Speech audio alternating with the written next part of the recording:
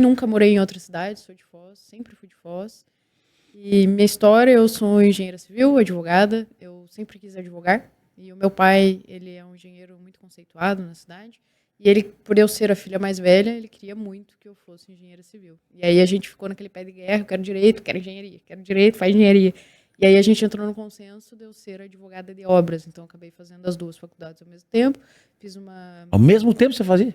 Assim, eu fiz comecei engenharia civil à noite. E aí eu fazia de manhã e de tarde estágio. Quando eu cheguei na metade da faculdade, eu comecei a fazer as duas ao mesmo tempo. Porque o meu pai sempre disse que era muito importante fazer estágio. Tanto de engenharia quanto de direito. Então eu fazia estágio de manhã e de tarde engenharia, à noite a faculdade. Quando eu cheguei na metade, eu passei a fazer direito de manhã e engenharia à noite, terminei de engenharia à noite, passei a fazer direito à noite e estágio de manhã e de tarde. Aí, então, assim, por 3 anos eu fiz as duas ao mesmo tempo. Então, eu juntei os estágios, fiz uma pós-graduação na Escola da Magistratura do Paraná, a última turma do Fórum de Foz do Iguaçu, e acabei de me formar no mestrado em Engenharia Civil na Unila. Legal. E como que você conseguiu unir essas duas profissões, cara? Eu...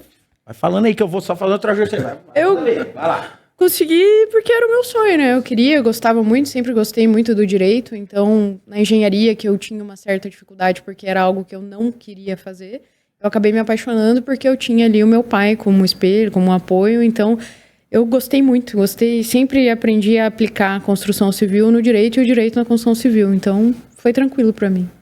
É interessante, porque são áreas diferentes, né? Tipo assim... Não vou dizer extremamente diferente, tanto é que você tem essa união das duas áreas, né? Mas essa coisa o diferente que eu digo, porque a pessoa, quando ela encaminhar, vou fazer direito, ela vai focada totalmente em direito, aí depois não. Mas lá pela metade, quando ela vai entendendo mais qual linha do direito ela vai seguir, aí ela vai focar para aquela área ali. A engenharia, como que ela é? Só para a gente entender também, porque assim... Pessoal, quero fazer, sei lá, gosto de engenharia, vou fazer engenharia, eu comecei. Mas aí vai chegar lá no momento em que ela vai decidir também um campo específico ou é como um todo, assim, como que funciona? Assim como o direito, a engenharia civil também tem um leque muito grande. Então, as pessoas têm uma percepção de que a construção civil é só a execução no campo. E não é. A gente tem projeto, patologia, que é a área que eu atuo, né, que é laudos, avaliações, perícias, que no meu caso acabam virando processos judiciais. Então, por isso que eu quis unir as duas situações. Mas a construção civil tem um leque muito grande. Tem topografia, tem projeto estrutural, hidráulico, aí a gente entra em outras uniões, né, que tem a elétrica, enfim, a mecânica e tal. Mas a construção civil, ela tem muita oportunidade. Muita. E na mesma esfera, o direito também. Sim. Então... por exemplo, se a gente for na engenharia civil, a gente tem licitações, obra pública, é estritamente ligado ao direito. E na minha percepção, não. As grandes movimentações financeiras de todos os países é a construção civil. Então, os maiores contratos são da construção civil. E para fazer um bom contrato, a gente precisa de um advogado. Então, nada melhor do que alguém que entenda das duas áreas, né? Porque eu acredito que o advogado, ele entende muito de lei, mas não tanto de obra. E isso cabe para o engenheiro. O engenheiro, ele pode ser muito bom em construção civil, mas ele não entende muito de lei. Então, essa foi tudo de caso pensado, né? Então, por isso que eu digo que são aparentemente diferentes, né?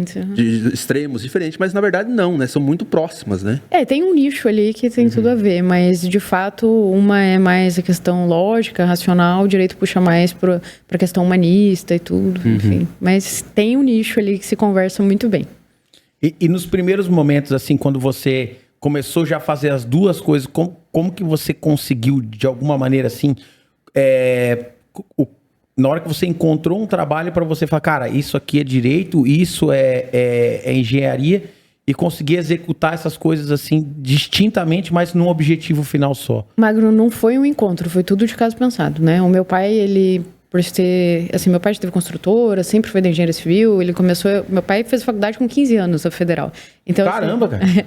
Então, assim, eu cresci em obra, digamos assim. E aí, desde sempre, como eu queria atuar na parte do direito, meu pai, por ter muita experiência em obra, ele acabou sendo perito, fazia laudos, avaliações, enfim, e para vários estados, para outros países, e ele sempre tinha que ser o cara que fazia a parte técnica jurídica. Então, ele participava de processos judiciais como assistente técnico. Então, eu sabia que laudos viravam processos. Então, eu falei, cara, eu vou engatar as duas porque a gente precisa de um advogado que entenda disso aqui.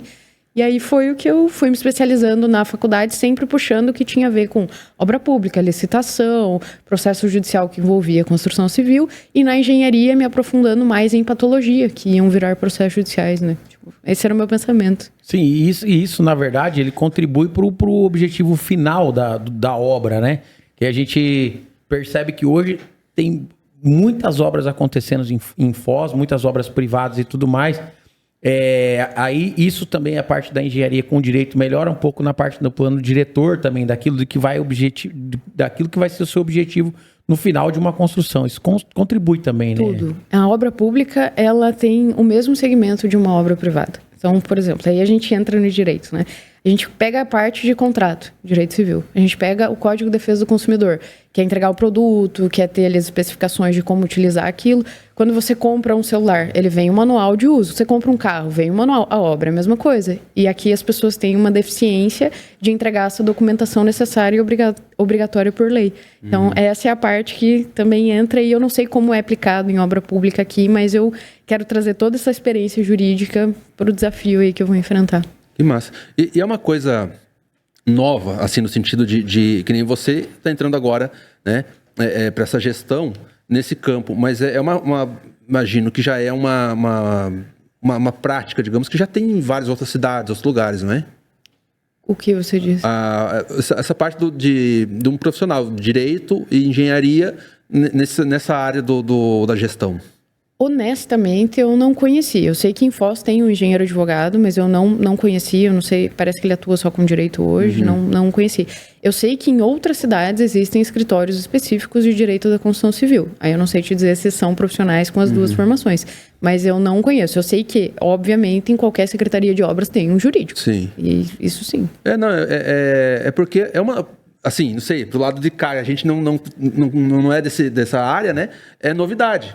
Para mim, pelo menos, era. Mas eu acho legal, porque faz muito sentido. Sim. Né? Uma pessoa que tenha conhecimento do direito e da engenharia que vai trabalhar nessa área. Né? Eu não conhecia ainda. Então. Também acho bem legal. Quando eu convidei, ela falou, vai ser a primeira vez que você vai levar uma engenheira advogada lá no teu programa aí, cara.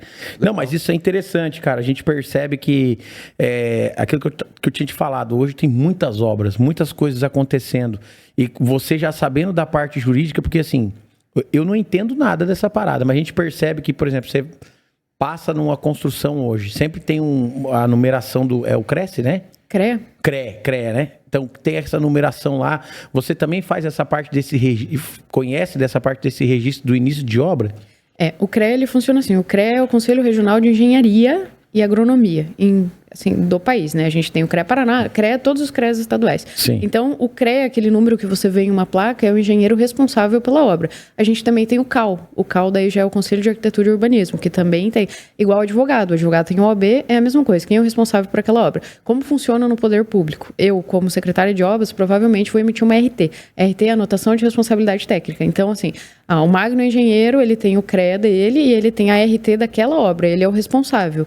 Então, no poder público, eu vou ter uma RT de profissionalismo ali do poder público. Eu não vou ficar pagando guia e tal, e dando baixa, como um profissional na rede privada faria. Ali eu já teria uma RT de secretário de obras, digamos assim. E também tem um lado interessante da Thaís, porque é uma secretaria de obra, onde supostamente seria, eu acredito que na maioria desse ramo, a maioria são homens, né?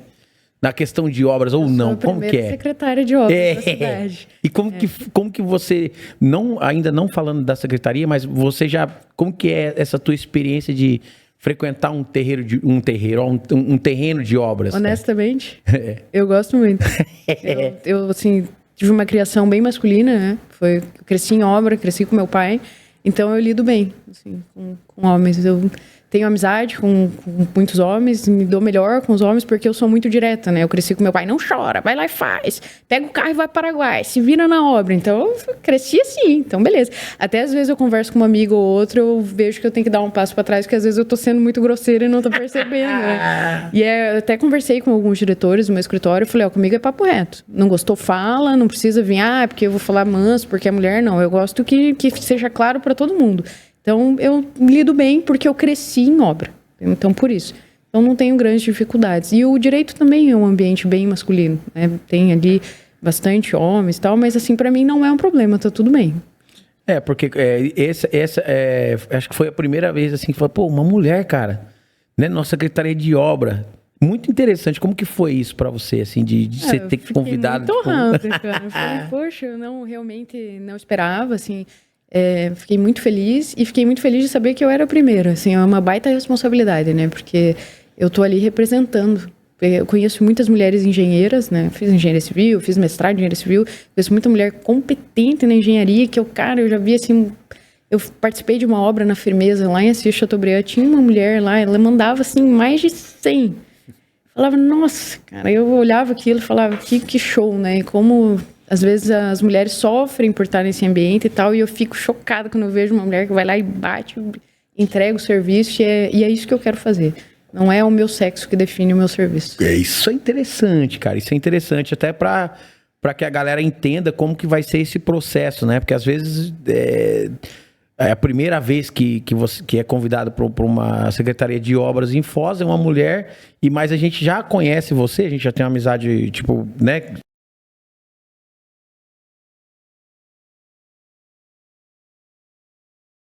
Expandir isso para que a população de Foz entenda.